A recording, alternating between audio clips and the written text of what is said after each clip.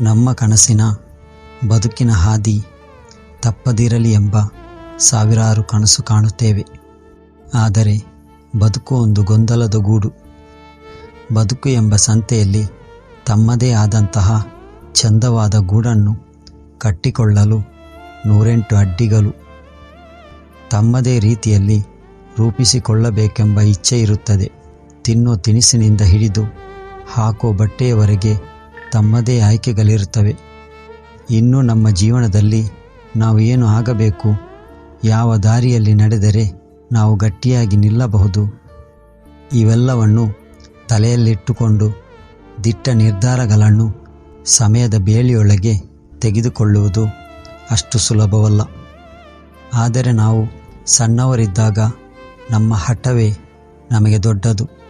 ನಮಗೆ ಕಪ್ಪು ಬಣ್ಣದ ಕೊಡೆ ಬೇಕು ಅಂದರೆ ಅದು ಸಿಗುವವರೆಗೂ ನಮ್ಮ ಹಠ ನಿಲ್ಲುವುದಿಲ್ಲ. ಆದರೆ ಕಡೆಗೆ ನಮ್ಮ ಹಠವೇ ಗೆಲ್ಲುತ್ತದೆ. ಆದರೆ ಈಗ ಹಾಗೆ ಆಗಿಲ್ಲ. ನಮಗೆ ಜವಾಬ್ದಾರಿಗಳ ಅರಿವಿದೆ.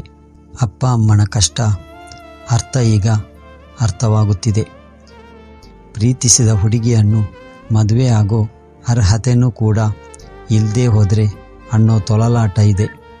ಎಲ್ಲಕ್ಕಿಂತ ಹೆಚ್ಚು ಸಮಾಜದ ಭಯ ತುಂಬ ಕಾಡುತ್ತಿರುತ್ತದೆ. ಆದರೆ ಇವೆಲ್ಲದರ ಮಧ್ಯೆ ಆ ಹಠ ಎಲ್ಲಿ ಕಳೆದೋಯ್ತು? ಮುಂಚೆ ಇದ್ದ ಕಪ್ಪು ಬಣ್ಣದ್ದೇ ಕೊಡಬೇಕು ಎಂಬ ಹಠ ಎಲ್ಲಿ ಮಾಯವಾಗಿ ಹೋಯಿತು? ವಸ್ತುಗಳನ್ನು ಕೊಂಡುಕೊಳ್ಳಬೇಕಾದರೆ ಅದು ಅಷ್ಟು ಸಣ್ಣ ವಯಸ್ಸಿನಲ್ಲಿ ಇರುತ್ತಿದ್ದ ಸ್ಪಷ್ಟತೆ, ಜೀವನ ಕಟ್ಕೋಬೇಕಾದ್ರೆ ಅದು ಈ ವಯಸ್ಸಿನಲ್ಲಿ ಇರಬೇಕಲ್ವಾ?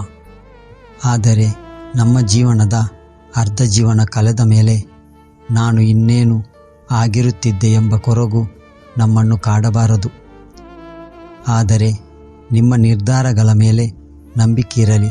ಕಡೇ ಪಕ್ಷ ನನಗೆ ಬೇಕಾದ ಹಾಗೆ ಬದುಕಿದೆ ಅನ್ನೋ ಸಮಾಧಾನವಾದರೂ ಇರುತ್ತೆ. ಕನಸನ್ನು ತಲುಪೋ ಕಿಚ್ಚು ಕಣ್ಣುಗಳಲ್ಲಿರಲಿ. ಎಲ್ಲಕ್ಕಿಂತ ಹೆಚ್ಚು ನಿಮ್ಮ ಕನಸಿನ ದಾರಿಯಲ್ಲಿ ಒಬ್ಬರೇ ನಡೆಯಲು ತುಂಬು ಧೈರ್ಯವಿರಲಿ. ಎಲ್ಲಕ್ಕಿಂತ ಹೆಚ್ಚು ಹಠ ಮತ್ತು ಸ್ಪಷ್ಟತೆಯಂತೂ ಇರಬೇಕಲ್ವಾ?